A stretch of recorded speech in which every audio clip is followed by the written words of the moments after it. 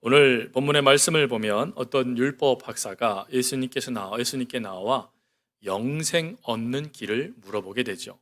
그러나 그것이 진정으로 원함에 의한 물음이 아니라 예수님을 시험하기 위한 물음이었습니다. 영생을 얻는다라는 그것은 유대인들에게 있어서, 특별히 율법 학자들에게 있어서는 한 가지 기준이었습니다. 그 기준은 하나님의 말씀을 100% 지키는 것이죠.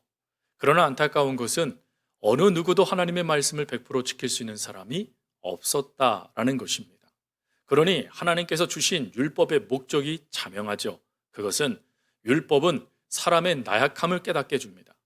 얼마나 우리가 연약한지를 깨닫게 도와주시죠.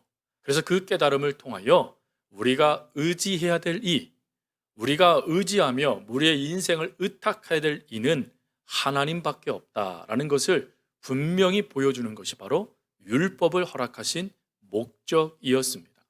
근데 그 목적에 부합하며 삶을 살아가야 되는 것이 이스라엘 백성들의 모습이어야만 하는데, 안타깝게도 이들은 하나님의 말씀을 그 말씀 그대로 지키면서 하나님을 더 사랑한 것이 아니라 하나님의 말씀을 누가 더 알고 있느냐 하는 알매만 그들의 모든 초점이 집중되기 시작했다는 것입니다. 그러다 보니 예수님은 이런 질문, 어떻게 하면 영생을 얻을 수 있습니까? 라는 질문에 성경은 뭐라고 대답하느냐라고 하며 그들이 알고 있는 것을 이야기하라고 말하죠. 그러나 예수님께서 이렇게 말씀하신 것은 실제로 그들이 무엇을 알고 있는가 하는 것을 묻고 싶은 것이 아니라 그 안대로 과연 살아가고 있는가 하는 것을 물으시는 것이었습니다. 그러나 그 물음의 의미를 깨닫지 못한 이는 율법의 정의를 이야기합니다. 하지만 그 대답은 예수님께서 원하시는 대답이 아니었죠. 예수님은 율법의 정의를 모르셔서 물으신 것이 아니셨죠. 예수님께서 물으신 이 의미는 율법의 정의를 실천하고 있느냐 하는 것입니다. 즉 하나님에 대해서 알고 있고 말씀에 대해서 알고 있고 영생의 길에 대해서 알고 있고 하나님의 역사에 대해서 알고 있는 너희들이 그렇다면 그 알미 삶 속에 하나님의 이야기로 많은 사람들에게 들려지고 있느냐 하는 것을 물으시는 것이었습니다. 그러나 이 질문에 안타까운 것은 이 율법 학사, 하나님의 말씀을 연구하고 누구보다도 많이 알고 있다라고 말하는 이가 넘어지게 되어지죠. 예수님은 그를 다시금 깨닫게 하시기 위해서 들려주신 말씀이 바로 오늘 본문의 사마리아인의 비유의 말씀입니다. 여러분, 우리들도 마찬가지입니다. 여러분, 우리들은 하나님에 대해서 참 많은 정의를 알고 있죠. 하나님이 누구십니까? 라고 이야기하면 그 하나님에 대해서 이야기할 수 있습니다. 예수님이 왜 오셨습니까? 이야기할 수 있습니다. 기도 왜 합니까? 이야기할 수 있습니다. 말씀 왜 읽습니까? 이야기할 수 있습니다. 하나님께 왜 이렇게 예배드려야 됩니까? 우리 이야기할 수 있습니다. 그런데 예수님께서 원하시는 대답, 하나님께서 원하시는 대답은 그러한 삶이 이야기가 되어 많은 사람들을 감동시키고 있는가 하는 삶을 듣고 싶은 것이 바로 하나님의 원하심이라는 것이죠. 여러분, 이 삶의 이야기가 바로 예수님께서 보여주신 모습이시기도 하셨죠. 누구보다도 예수님은 하나님에 대해서 잘 아십니다. 왜 그렇습니까? 하나님과 함께 이 세상의 모든 것들을 창조하시고, 그리고 하나님과 함께 이 세상의 모든 것들을 주재하시며, 그리고 하나님과 함께 이 모든 것들을 통치하시는 하나님이시기 때문입니다. 그 하나님이신 분이 바로 예수님께서 이 땅에 오셔서 보여주신 것은 하나님이 누구냐라는 정의를 보여주신 게 아니라 하나님은 이런 분이시다라는 삶을 보여주셨다는 것이죠. 그래서 예수님은 철저하게 접촉하십니다.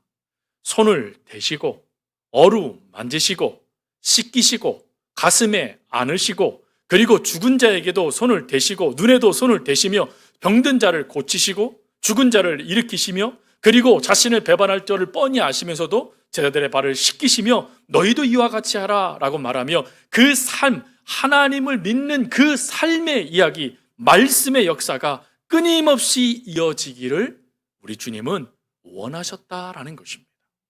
여러분, 이렇게 하나님을 향한 하나님의 사랑, 그 역사들이 끊임없이 이어지는 이것이 오늘날 우리들도 살릴 수 있는 힘이 됩니다. 예전에 읽었던 책 중에 한 아프리카의 보육원에서 있었던 일이 기록되어져 있었습니다. 보육원은 유엔 산하 기구에서 관리하는 곳이었어요. 그러다 보니까 얼마나 그 복지가 괜찮았겠습니까? 근데 문제는 그렇게 많은 사람들의 도움을 받는 곳이었는데 아이들이 죽어가기 시작하더라는 것입니다. 그래서 왜 아이들이 죽어갈까 연구하기 시작했는데 한 정신의학자, 심리학자에 의해서 그 이유가 발견되게 됩니다. 그것은 사랑을 받지 못했기 때문이었다라는 것입니다. 즉 어떻게 이 아이들을 가르쳐야 되느냐 이론도 충분하고 또 그 이론에 따라서 의료약품도 충만하고 또 먹을 것도 가득했는데 결정적인 사랑이 없었다라는 것입니다. 그래서 처방을 내렸는데 그 처방이 뭐냐면 하루에 3번씩 꼭 그 아이들을 안아주기라는 그 처방을 내리게 돼요. 그 처방에 따라 아이들을 안아주기 시작하니까 놀라운 것은 아이들의 사망률이 현저하게 줄어들기 시작했다는 것입니다. 이 연구, 이 모습을 보면서 한 임상의학자였던 빌 존슨 박사는 이런 말을 했습니다. 사람의 피부, 특별히 사람의 피부, 이 피부는 사람의 뇌와 같다라고 말이죠. 사람이 이 손으로 누군가에 의해서 사랑을 받는 그 접촉이 뇌, 이 살아 움직이는 우리의 모든 것들을 이끌어가는 뇌의 기능과 맞먹는 힘이 있다는 것입니다. 정말 그런 것 같아요. 여러분 가출 청소년들, 가출하는 자녀들의 90%가요 한 가지의 증상이 있다 합니다. 그것이 접촉 결핍증이라고 합니다. 부모에 의해서 사랑을 경험해 보지를 못하는 거예요.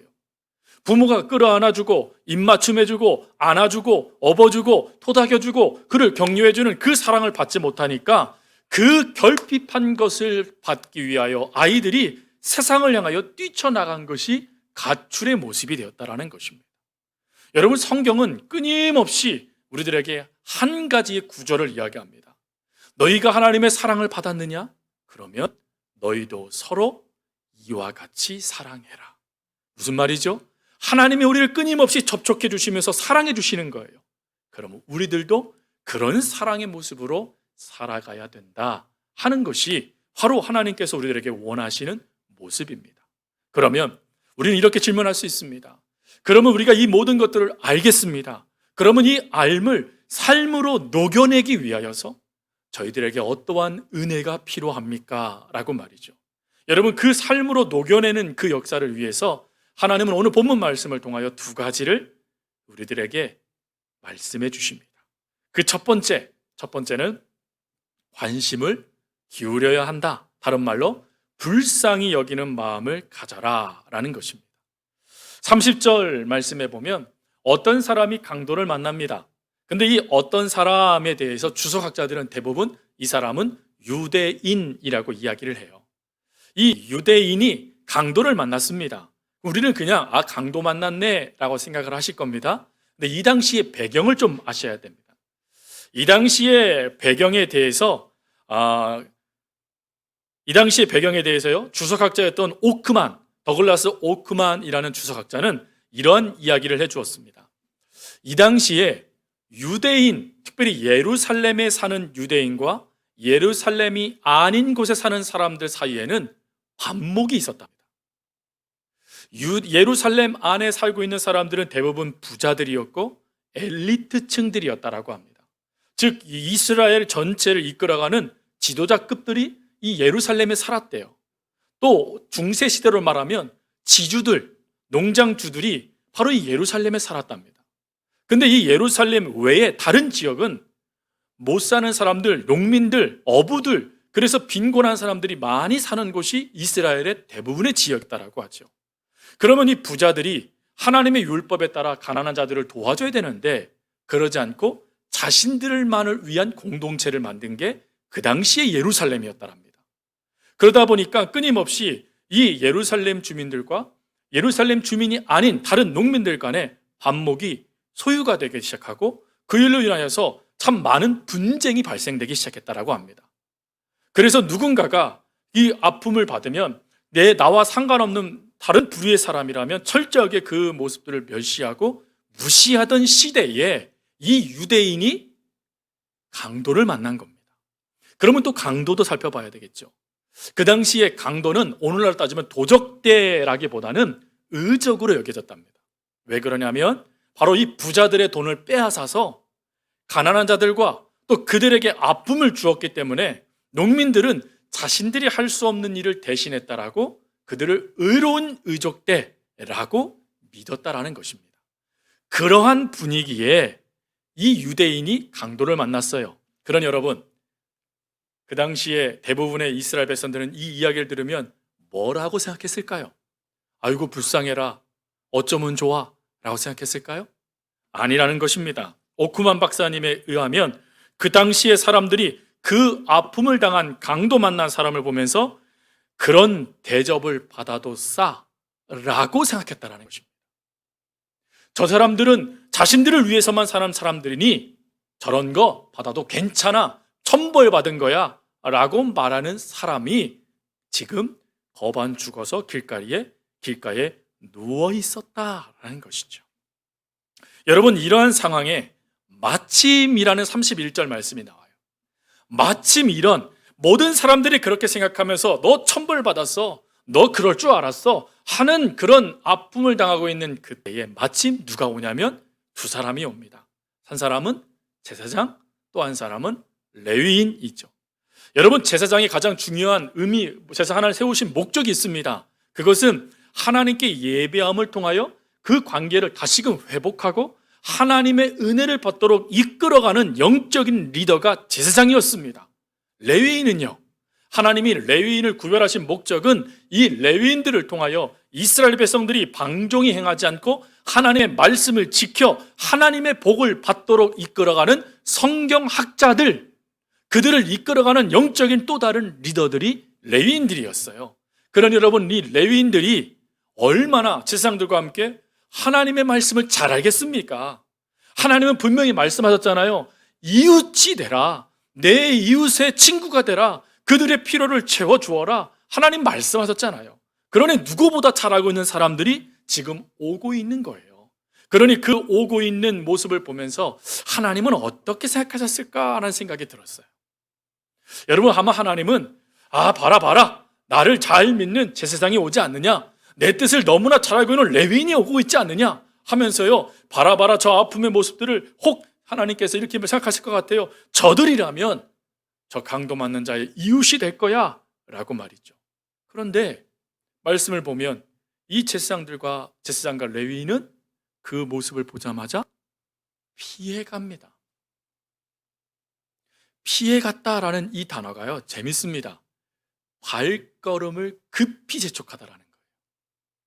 왜 그랬을까요? 나도 강도 만날 수 있다라는 두려움 때문이에요. 두려움이 밀고 들어오니까 사랑을 베풀어야 될 그 자리에 사랑을 베풀긴커녕 도망가 버리더라는 거예요. 그 모습에 우리 하나님이 참 멋쩍어 하셨겠다라는 생각이 들었어요.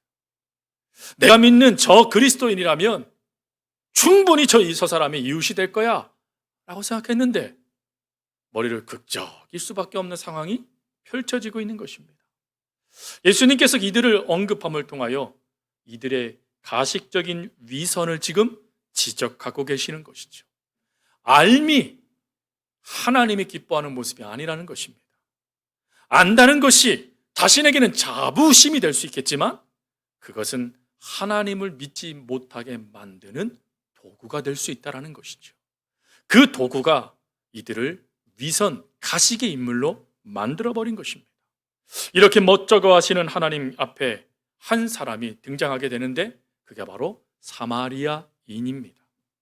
여러분, 우리 그리스도인들의 삶도 사실 레위인과 제사장들의 그 모습을 비난할 수 없는 삶인 것 같아요. 참 많은 비난, 많은 아픔 당하는 이들이 우리 주변에 참 많은 것 같습니다. 근데 그들을 향하여 우리는 어떠한가 하는 것이죠. 알레인드의 극작가이고 비평가였던 버나드 쇼는 이런 말을 했습니다.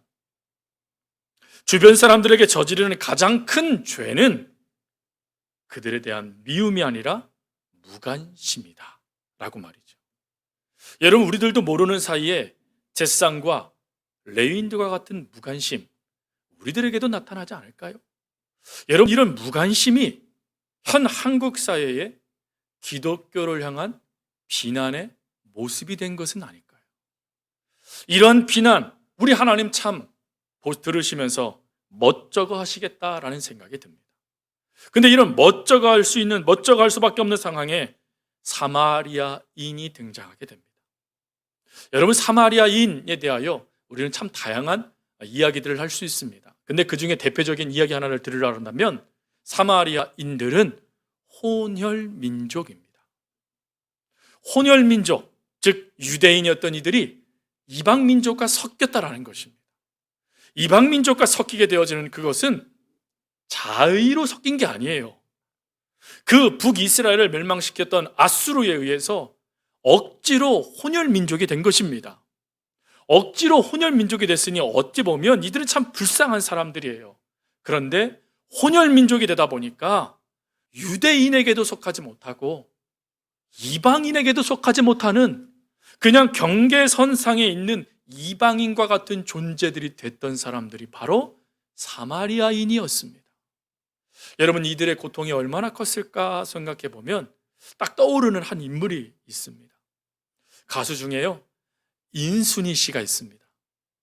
이 인순이 씨가 그가 가수로서 많은 사람들에게 지금도 감동을 주는 아주 훌륭한 가수이시잖아요. 근데 그분이 어느 날 모 방송국의 아침 프로그램에 나와서 자신의 아픔을 이야기하신 적이 있었어요.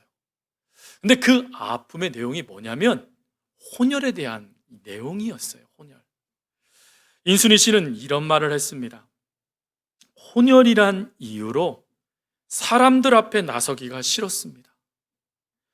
혼혈이란 이유로 나는 도대체 어느 나라 사람인가? 나는 내 정체성의 혼란을 겪었습니다. 라고 말이죠. 이 혼혈이라는 이유 때문에 친구들에게 받았던 그 모욕감, 또 주변 사람들에게 받았던 그 조롱을 어린 나이에 감당할 수 없어서 그것 때문에 힘들어했던 모습을 이야기하더라고요. 여러분, 정말 얼마나 힘들었을까요?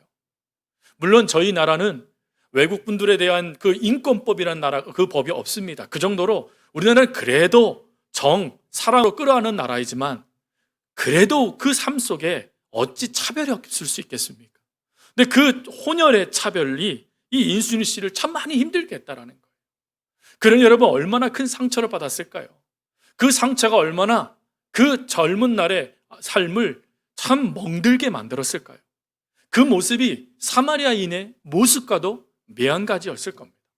그런데 이런 상처받은 이들이요, 그 상처를 치유받고 그 상처를 해결해주고 그 상처를 감싸줘야 될 그 모습에 있는 사람들이 오히려 상처를 싸매어주는 삶을 선택하더라는 거예요. 인순이 씨는 자신의 그 아픔을 되돌아보면서 그 아픔을 또다시 받고 있을 바로 대안학교를 세워요. 그 대안학교를 통하여서요, 다문화 가정 속에 있는 수많은 아이들, 한국인 어머니와 한국인 아버지와 또 외국인 어머니와 외국인 아버지를 통하여 이 땅 가운데 살아가는 대한민국 아이들 중에 다문화 가정의 아이들을 끌어안는 학교를 만들고, 그리고 그 학교에 들어가서 끊임없이 아이들을 끌어안아 준대요. 사랑해 준대요. 놀라운 건 이 아이들의 삶이 변화되어집니다. 사마리아인은 어떻습니까? 그도 충분히 상처 때문에요, 그 상처로 인하여서 보복으로, 상처로 인하여서 다른 아픔으로 사람들에게 표현할 수 있는 사람이었지만, 또 더 나아가서는 그도 사랑이 필요하고 사랑의 감싸움의 역사가 너무나 갈망되었던 인물이었지만, 오히려 그는 사랑을 나누어 주는 삶을 선택하더라는 것입니다. 그 선택을 오늘 33절 이후의 말씀에 보니까 이렇게 표현을 해요. 불쌍히 여겼다라고 말이죠. 여러분이 불쌍히 여기다라는 이것은요, 무슨 뜻이 있을까라고 사전을 찾아봤더니 도움이 절실히 필요한 자들에게 쏟아 부어져야 할 그 다음이 중요하더라고요. 인간의 기본 마음 표현. 기본 마음 표현이래요. 국률의 마음을 주세요라는 이 국률이요, 마땅히 우리 속에 있어야 될 마음이라는 거예요. 이 사마리아인에게는 상처가요, 그 마음의 표현이 될 수 있었어요. 그러나 그것에 자신의 마음을 내어준 것이 아니라 가장 기본의 마음의 피로 자신의 그 상처를 오히려 다른 사람을 사랑해주는 마음의 표현으로 삼으며 그를 불쌍히 여기는 마음을 그가 기울였다라는 것입니다. 여러분, 이 모습이요 얼마나 우리에게 필요합니까? 사도 바울은 로마서 12장 15절에 이런 말씀을 했잖아요. 즐거워하는 자들과 함께 즐거워하고 우는 자들과 함께 울라 라고 말이죠. 예전에 개봉했던 영화 중에 순종이라는 영화가 있어요. 순종이라는 그 포스터에 제일 위에 뭐라고 쓰여 있는지 아십니까? 우는 자들과 울라 라는 성경 구절을 적어놨어요. 거기에 보면 상처받은 한 사람의 이야기가 나와요. 물론 두 분의 선교사님의 이야기지만 먼저 가장 중요하게 지금 탄자니아에서 선교를 하고 계시는 그 선교사님, 따님 선교사님의 이야기를 이야기하면서 아버지 선교사님의 그 잘못된 그 열정이 오히려 가정을 멍들게 만들었던 그 상처를 솔직하게 이야기해요.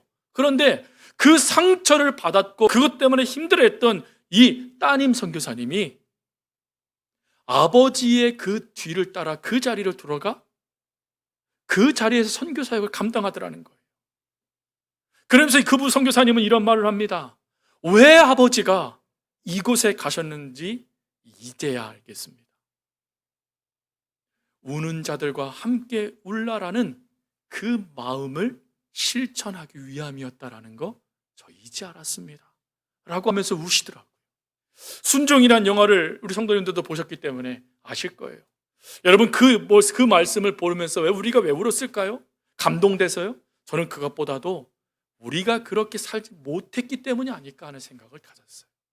사랑하는 성도 여러분, 성탄은 우리 그리스도인들에게 너무 귀한 절기입니다. 기쁨의 절기예요. 성탄절이라는 생각만 해도 너무 따뜻해지고요. 성탄절이라는 것만 생각만 해봐도 너무 하나님의 사랑이 귀해요. 그런데 그 귀한 사랑을 받은 우리들에게 주님이 이런 말씀하셨어요. 너희도 이와 같이 사랑해라. 그런데 우리가요 안타깝게 즐거워하는 자들과는 함께 즐거워하는데 우는 자들과 함께 울지 못하는, 그래서 궁율의 마음, 기본적인 마음을 품어 그리스도인의 삶의 이야기를 많은 사람들에게 전해줘야 되는데 그러지 못한 모습들이 우리 가운데 있다라는 것입니다. 여러분, 하나님께서 우리들에게 너 무엇하다 왔느냐라고 만약에 질문하신다면 여러분 우리 이야기할 수 있는 사랑의 이야기 한 구절 정도는 있어야 되지 않겠습니까? 너 무엇하다 왔니? 라고 말했을 때 하나님 우리 마을 동네에 이런 분이 있었어요. 그분을 너무 힘들고 어려운 그분에게 제가 사랑을 베풀었어요. 제가 찾아갔어요. 먹을 걸 주었어요. 그 옷을 입혔어요. 하나님. 또 묻습니다. 너 무엇하다 왔니? 하나님, 저 이런 사람들이 있어서 그들을 위해 저 달려갔어요. 그들을 위해서 애를 썼어요 하는 그 말씀을 우리 하나님은 듣기를 원하신다라는 것입니다. 여러분, 그 말씀을 듣기 위하여 우리가 기억해야 될 거, 귀 기울여야 될 이웃이 지금 우리 주변에 있다라는 거예요.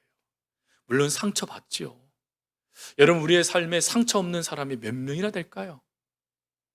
상처 없이 이 땅을 살아갈 수 있다라고 말할 수 있는 사람이 몇 억분의 1도 안 될 것 같습니다. 몇십억 분의 1도 안 될 것 같아요. 대부분 상처를 받아요. 근데 이런 상처를 받을 때 우리의 마음이 어디에 초점을 맞추고 있어야 될까? 그것은 하나님의 사랑을 받은 그 사랑을 가지고 하나님의 사랑의 또 다른 이야기를 만들어낼 수 있는 이웃을 향하여 흘러가야 된다라는 것입니다. 사도 바울은 로마서 15장 2절에 이렇게 말씀을 하세요. 우리 각 사람이 이웃을 기쁘게 하되 선을 이루고 덕을 세우도록 할지니라. 하나님이 우리가 그런 삶을 살가기를 원하신다라는 것입니다. 바랍니다. 아니, 하나님은 원하세요. 국률의 마음을 갖기를 바랍니다. 여러분들의 지금 관심을 기울여야 될 이웃이 어디에 있습니까? 그들이 여러분 주변에, 여러분 가족 안에, 아니면 이 공동체 안에도 있을 것 같습니다. 그들에게 국률의 마음, 불쌍히 여기는 마음을 귀 기울일 수 있는 저와 여러분이 될 수 있길 바랍니다. 또 두 번째, 하나님께서 우리들에게 원하시는 것은 다가가 필요를 채워주는 마음이다라는 것입니다. 즉 두 번째, 하나님께서는 우리들에게 그런 말씀을 주시는 거예요. 다가가야 된다라는 것이죠. 34절 말씀에 보면 가까이 가서라고 이야기를 해요. 가까이 가라라는 것입니다. 여러분, 지금 강도 만난 사람에게 사마리아인이 가까이 간다, 이거 쉬운 일이 아니라는 걸 아셔야 됩니다. 왜 그럴까요? 요한복음 4장 9절 말씀에 가보면, 요한복음 4장 9절 말씀에 유대인들이요, 이방인과 뭐 하지 않았대요? 사마리아인과 상종하지 않았대요. 상종하지 않다라는 이것은 말도 섞지 않는다는 거예요. 여러분이 상종의 문제가 얼마나 컸던지 사도행전 말씀에 가보면 베드로가요, 이방인과 함께 먹잖아요. 근데 그때에 유대에서부터 그리스도인들이 왔을 때 베드로가 슬쩍 안 먹은 척하고 식당에서 벗어나지 않습니까? 그때 바울이 뭐라고 말합니까? 어떻게 이렇게 행동할 수 있습니까? 라고 하며 그의 위식을 지적하지 않습니까? 바로 유대인들에게서는 사마리아인들과 섞여서 함께 말을 하고 이야기하는 그것은 하나님의 거룩함을 손상한다라고 생각했습니다. 거룩함을 손상한다고 생각했기 때문에 그들은 불결한 자들, 죄받을 자들, 하나님으로부터 끊어질 자들이라고 믿었어요. 그러다 보니 사마리아 지역을 벗어나지 않고 돌아가는 루트, 다른 길로 돌아가면서 그들을 만나지 않으려고 했습니다. 근데 그들을 만나지 않으려고 했던 이 사마리아인이 지금 유대인을 구원해주고 있는 것이에요. 그러면 유대인을 구원해줬으니 아이고 그 귀한 모습 아닙니까? 하지만 오해받을 수 있는 일을 하고 있는 것입니다. 이 오해의 모습에 대해서 더글라스 오크만 이 주석학자는 이런 말을 했어요. 지금 이 사마리아인의 행동은 어리석은 행동이라는 거예요. 왜 어리석냐? 그것은 적대적인 유대 땅 여리고 여관에 다친 유대인을 자신이 직접 나귀에 싣고 그 자리로 들어갔기 때문이라는 거예요. 쉬운 말로 기름 가득한 그곳에 불을 들고 들어갔다라는 것입니다. 그러면서 이런 예를 닮아놓더라고요. 인디언 화살에 맞은 백인을 말 위에 태우고 백인이 경영하는 여관으로 인디언이 직접 그 말을 끌고 가는 행위래요. 오해 살 수 있을까요? 없을까요? 누명 쓸 수 있습니까? 없습니까? 충분히 그럴 수 있는 위치라는 거예요. 그래서 이것은 자칫 잘못하면요, 오해, 누명으로 인하여서 사마리아 사람이 큰 어려움을 처할 수 있는 상황이었다라는 것입니다. 근데 그런 어려움의 상황에 상종치도 않고 신경도 안 쓰고 어리석게 바보처럼 이 유대인을 돌보아 주고 있는 사람, 그게 바로 사마리아인이었다라는 것입니다. 그러면 궁금하잖아요. 아니 어떻게 이렇게 어리석고 바보처럼 행동할 수 있을까요? 그거에 대한 그 이유를 설명하는 게 바로 그 다음에 그가 이 여관에 들어가서 한 그 다음 말입니다. 그는 이런 말을 하죠. 주막으로 데리고 가서 돌보아 주니라 라고 되어져 있어요. 돌보아 주었다. 여러분, 이 돌보아 주다라는 이 단어가요, 헬라어로 에피멜레오마이라는 단어예요. 엘레오마이라는 단어에 에피라는 단어가 붙은 단어예요. 근데 이 오마이라는 단어는 돌봄의 대상을 돌보아 주다라는 뜻을 갖고 있는데 여기에 더 중요한 단어가 에피라는 단어예요. 이 에피라는 단어는 방향성이라는 단어입니다. 그러니 이 에피엘로마이라는 이 단어는 무엇을 의미하는 거냐면 돌봄이 필요한 사람을 향한 마음의 방향을 정하다라는 뜻이에요. 즉 지금 이 사마리아의 사람은 상처받은 사람이에요. 힘들고 어렵습니다. 그 상처를 우리가 어떻게 다 설명할 수 있겠습니까? 아마 자신의 상처를 싸매어도 부족할 시간에 자신이 방향을 정했대요. 무슨 방향이요? 그 상처를 드러내어 누군가를 불편하게 만드는 것이 아니라 그것을 치유로 흘려보낼 것으로 방향을 정했다라는 것입니다. 그 방향을 정하고는 그 방향에 자신의 삶을 최선을 다하여 맞췄던 인물이 바로 사마리아인이었다라는 것이죠. 여러분, 이렇게 삶의 상처가 아닌 삶의 치유에 방향을 맞추신 분이 계십니다. 그분이 바로 예수 그리스도시죠. 헨리 나우엔의 책 중에 상처 입은 치유자라는 책이 있습니다.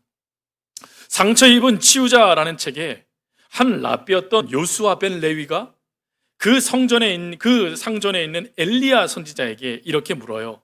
구세주가 누구십니까? 라고 말이죠. 그러자 엘리야 선지자는 이렇게 말합니다. 저 성전에 앉아 있는 이가 구세주이십니다.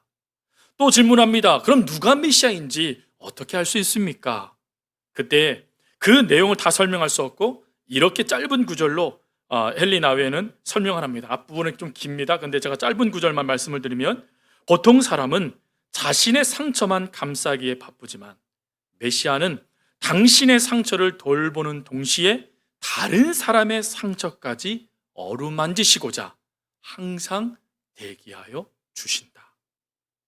여러분, 우리 주님이요, 여러분들의 상처를 어떻게 그렇게 기가 막히게 싸매줄 수 있으실까요? 그것은 우리 주님이 상처받은 치유자이기 때문이라는 거예요. 이사야 53장 5절 말씀, 여러분 아마 다 알고 있는 말씀이에요.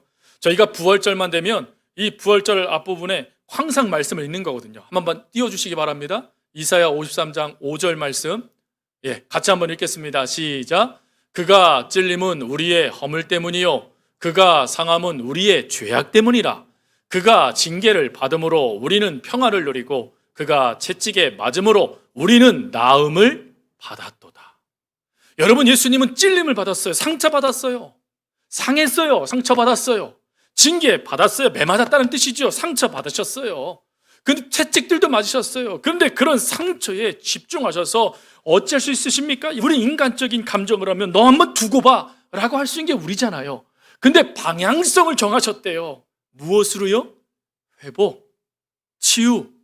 거기에 방향성을 맞추시고는 상처받은 다른 이들을 싸매시는 은혜를 더하셨다라는 것입니다. 여러분, 그 은혜가 오늘 저와 여러분들을 살아가게 하는 것 아니겠습니까? 여러분, 우리들이 얼마나 하나님께 상처 줍니까? 또 얼마나 우리가 세상에 상처받습니까? 근데 그 상처를 우리 주님이 싸매어 주시고자 지금 우리 앞에 서 계신다라는 거예요. 그러면서 그 주님이 우리에게 뭐라고 말씀하십니까? 오늘 본문에 읽지 않았지만 말씀에 너희도 이와 같이 해라 라고 말씀하시는 거예요. 신명기 24장 말씀에 가보면 이러한 말씀이 있습니다. 내 형제의 낙이나 소가 길에 넘어진 것을 보거든 못 본 채 하지 말고 너는 반드시 형제를 도와 그것들을 일으킬지니라 라고 말이죠. 즉, 우리 그리스도인들은 반드시 그 사람을 향하여 방향성을 정해야 된다는 거예요. 여러분, 하나님은 우리를 향하여 방향성을 정하셨어요. 그리고 우리는 이웃을 향하여 방향성을 정해야 된다는 거예요.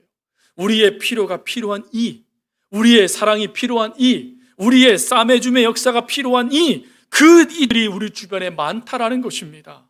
조금 전에도 말씀드렸지만 왜 한국교회가 이렇게 많이 비난을 받습니까? 왜 한국교회 교인들을 향하여 많은 사람들이 비난합니까? 그것은 상처받아 힘들어하는 이들을 싸매줄 수 있는 우리들이 그들을 무관심으로 여기고 그들에게 방향을 정하지 않고 우리들에게만 방향을 정하고 있기 때문이지 않겠습니까? 그래서 오늘 하나님은 말씀하시는 거예요. 하나님은 하나님께 주신 말씀을 가지고 다른 사람을 향하여 찾아가라라는 거예요. 그리고 그들을 필요에 채우며 그들에게 방향성을 맞추며 그들과 함께 해라. 하나님 말씀해 주시는 것입니다. 말씀을 마칩니다.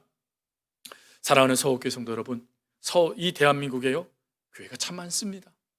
제주도 땅에도요, 교회가 참 많아요. 우리 통합측 교회만 150교회가 넘습니다. 이렇게 많은 교회가 있는데 저는 이런 교회 중에 우리 서울교회가 하나님의 사랑을, 하나님의 말씀을 아는 것으로 만족하는 교회가 되지 않길 바랍니다.